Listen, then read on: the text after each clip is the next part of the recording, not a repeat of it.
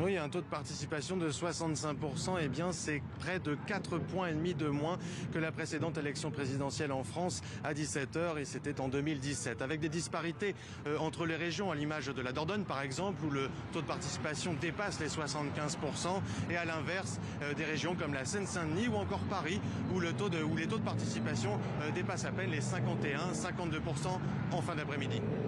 Alors ce taux de participation est observé de près parce qu'il s'annonce crucial pour ce premier tour, Antoine ? Oui, effectivement, il est crucial à l'image de cette élection présidentielle en France il y a 20 ans, en 2002, qui avait connu un taux d'abstention record. Il pourrait être crucial pour cette élection ici, aujourd'hui, en 2022.